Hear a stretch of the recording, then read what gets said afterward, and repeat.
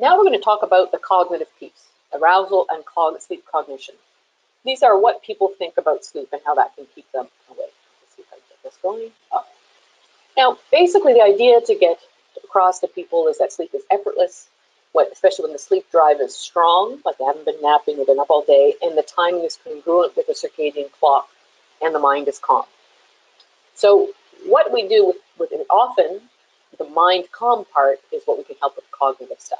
People with insomnia tend to make the sleep effort, as I mentioned before. They either try not to think about sleep, they try to think positive.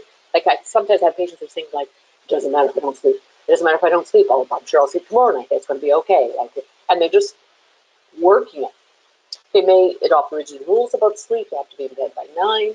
They have the safety behaviors we already discussed. Basically, the greater the sleep effort, the greater the arousal, right? So the harder you're trying, the harder it's going to be to sleep.